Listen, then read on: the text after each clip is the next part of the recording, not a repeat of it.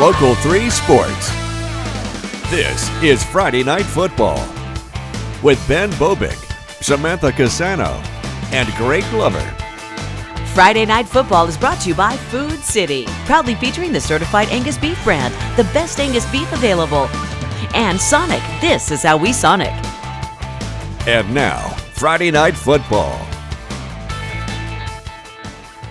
Welcome to the most must-see high school football show in the Tennessee Valley. Welcome to Friday Night Football on Local 3. Spooky season is here as we enter October, and this is not the time to play scared.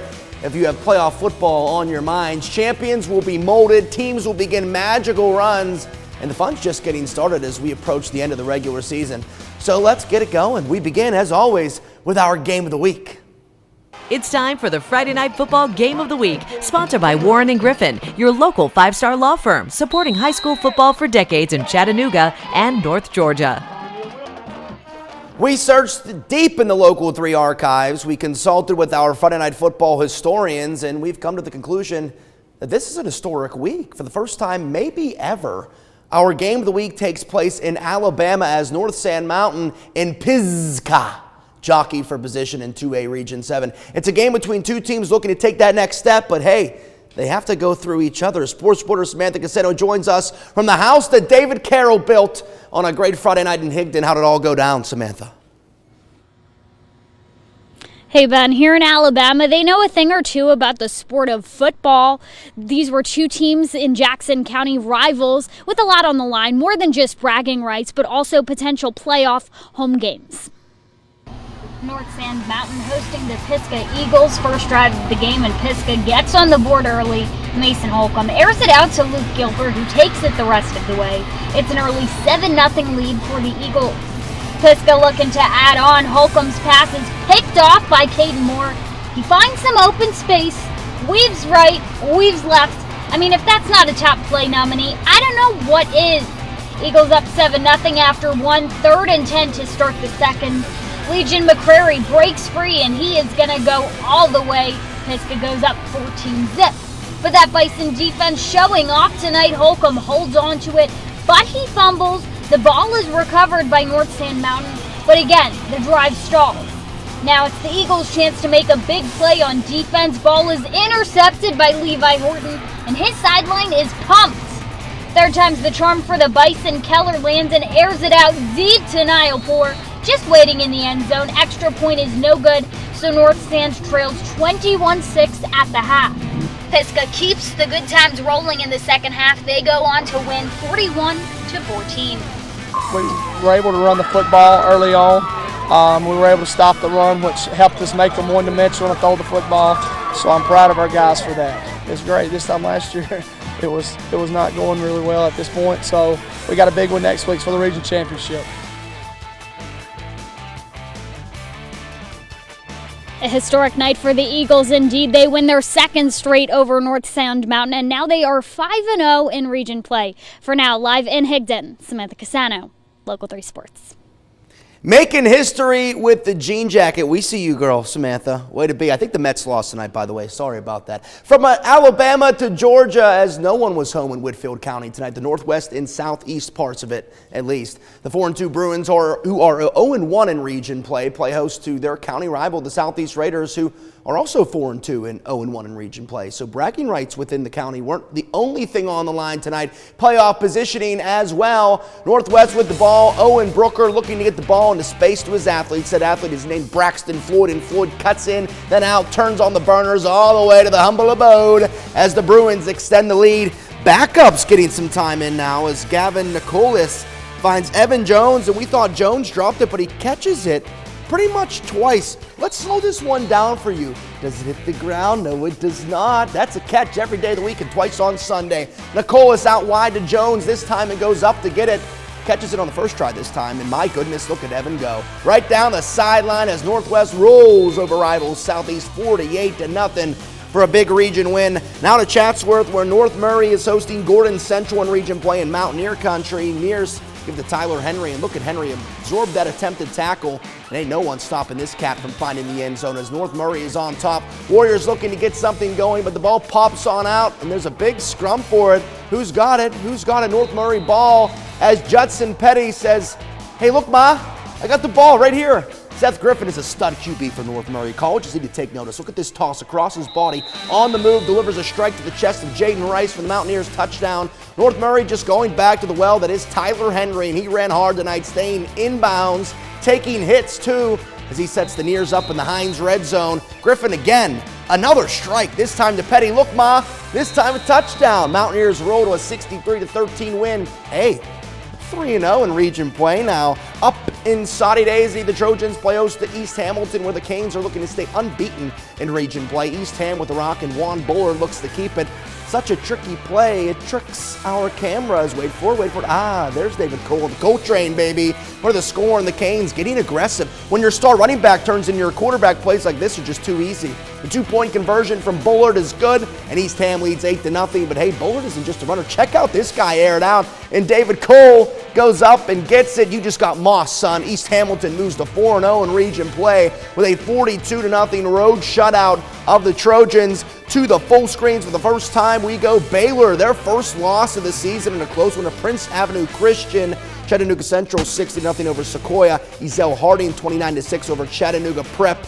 And Meigs County big winners on the road over Copper Basin. Red Bank squeezes out a region win against East Ridge State Perfect. And Whitwell, another shutout, back-to-back shutouts for the Tigers. Notre Dame 21-12 over Howard McCauley. 34-14 over Life Academy from Virginia, and Loudon shuts out McMinn Central on the road 29-0. Here's your pick for the Friday Night Football Play of the Week, brought to you by Center for Sports Medicine. We keep players in the game. Another tough decision had to be made for our play of the week, and it's Ottawa who takes home the crown from week 7. What's great about this play is everyone does their job perfect. A.J. Robinson on the move, gives a pump fake, delivers a strike. Then Hudson Spears just goes to work with a great spin move and extension for the score. Congrats to the Owls, our week 7 play of the week. As you can tell, it was a big night in North Georgia for region games, and one of the best ones in the state took place at Heritage High School. The undefeated Generals hosting undefeated Cedartown. We have those highlights and much more after the break right here on Local 3. Cheer on with Friday Night Football's Cheerleaders of the Week, sponsored by Wilderness at the Smokies, the Smokies' largest water park resort. And we're the best! Go Warriors! Be the Trojans! We are the Warriors and we are the best! We want our victory and we won't take less! We are the Warriors and we are the one best! Go Warriors! Beat the Trojans! Thank you to the LFO cheer squad. The Heritage Generals just down the road are 6-0 for the first time in 5 years, and they have looked dang good doing it too, with plenty of convincing wins. But now it's put up or shut up time with Cedartown in town, 6-0 in their own right this evening for a battle of unbeatens. And now they're really about to find out how good this Heritage team truly is. Great crowd on hand at Heritage tonight cheering on their Generals, looking for a big upset. Unfortunately, it was a lot of this for Heritage. Just nothing. Cedartown's Xavier Hargrove just driving the pile back in the second half after a couple of changes, hoping to spark things, but it was much of the same this time with Gavin Burnett swallowing things up. Cedartown didn't have much, their starters in for much of the second half, but when you take a 42-0 lead into halftime, I guess you could do it. Bulldogs serve Heritage a nice slice of humble pie tonight, taking down the Generals 42-0. To Fort Oglethorpe we go, where the Warriors play host to Gordon Lee in a new region game. Trojans with the rock as they give it to Nate Dunphy, and kids, take notes. Look at Dunphy follow his blocks the whole way, and it pays off for him too, as Dunphy has nothing but green grass in front of him now as he scores to put Gordon Lee on top 7-0. LFO ball now looking to pass, but it's tipped by Peyton Gross, and the tip drill in full effect. And how about Robert Henson dive for this football, gets himself an INT. And he doesn't just get himself an INT, Henson gets himself a TD now as he runs this one in to give the Trojans a 14-0 lead. Gordon Lee going back to Nate Dunphy. And watch this as he goes around the left side, but he doesn't see what he doesn't like it over there. So he cuts back and boom, this kid is an F-R-E-A-K. Welcome to the Dunphy Show in LFO, my friends. 20-0 Gordon Lee now. The Warriors would finally get on the board as Dylan Blankenship dumps one off to Gabe Helton. who's going to go all the way to pay dirt. It's Gordon Lee who gets the region dub, though, 47-27 over LFO. Up on the mountain where the Eagles fly, Signal Mountain hosting Kingston in region action. A must-win for the Eagles. Chance Townsend knows it. Townsend running so fast he almost runs out of the camera's view. Touchdown Signal as they lead 7-0. Kingston comes back and pretty much says, listen, I like the play you guys ran. Mind if we borrow it? And the Yellow Jackets do, and they go all the way for the score as they even things up at 7-7. Signal Mountain looking to get it in space, and Cash Keene finds Collins Payne, and look at Payne turn on the Jets. How he stays in bounds the whole time is beyond me, and then Payne feels the pain by taking this big hit. But it's all worth it as the Eagles cap it off with a Ripley Hutcherson touchdown, and Signal gets a much-needed region win, 21-14 over Kingston. Back to the scoreboards we go. Elizabethton handing Ray County a 35-28 loss. Tough one for the Golden Eagles. Mount Joliet, God's country up there. Mount Joliet Christian, that is, 12-11 over Sale Creek. Knox Webb squeaks by SBA 23-20. South Pittsburgh shuts out Austin East 28-0. Hiram over Calhoun 44-34. Christian Heritage winners over Mount Pisgah Christian. And Darlington over Chattooga 48-21. Dalton big win over Woodland 28-7. And Bremen 41-14 over Lafayette. We build our game of the week as historic, a potential first time ever event. So you know the fans were fired up to have us in town for the big game. Our Week 8 fan cam coming to you from good old Higdon, Alabama at North Sand Mountain High School. See who's on the Friday Night Football Fan Cam, sponsored by Arby's. We have the meats. Let's go, Bison!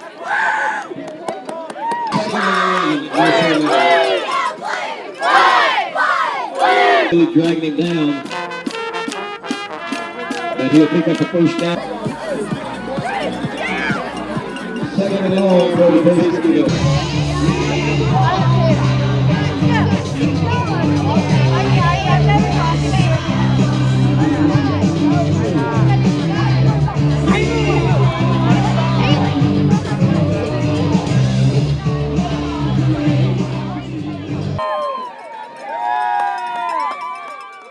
It's time now to strike up the Friday Night Football Band of the Week with Greg Glover. It's the central sound of Chattanooga. I'm with the drum major because I was looking at his back the whole time. What's your name? Riley Hayden. What's the song we're going to hear? We played Old Town Road. Oh, you're going to love it. They have a great sound. I'm trying to stand up as high as he is. Talk about The number 10, central sound of Barcelona. Chattanooga is your Band of the Week. Suck it down.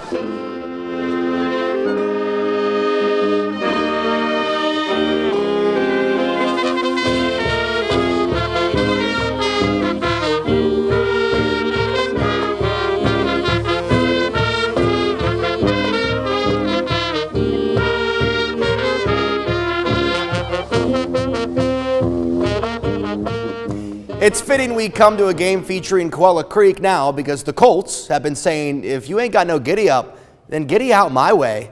They enter Friday's game with Ringgold 5-1, a new school record for wins in a season, by the way. And they're undefeated in region play, but the Tigers have always seemed to have their number. The game day experience at Ringgold, always top-notch, man. Tigers and Colts in a big game feel. This is how you set the tone on defense if you're the home team. Ty Gilbert sniffed this one out quicker than your parents when you miss curfew.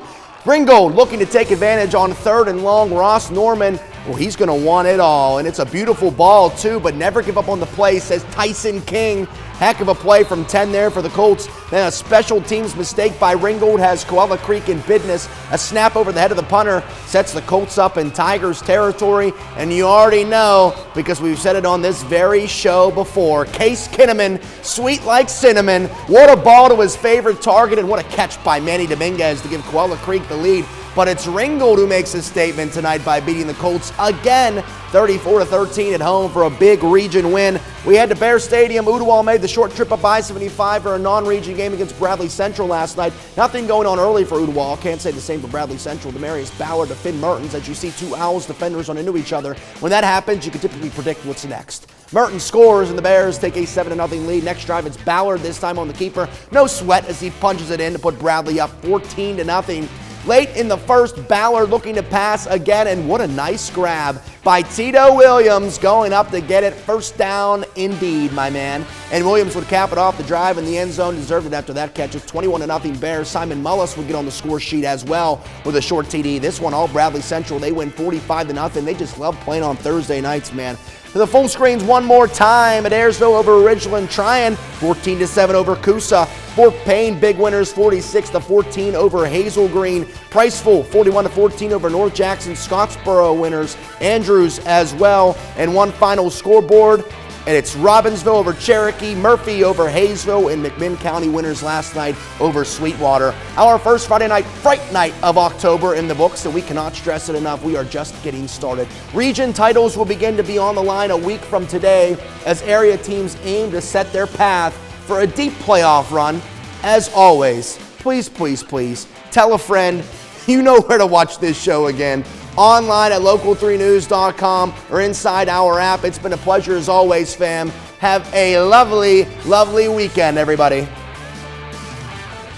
Friday Night Football is brought to you by Food City and Sonic Drive-Ins. We thank the Chattanooga area Arby's for feeding our Friday Night Football team. Arby's, we have the meats.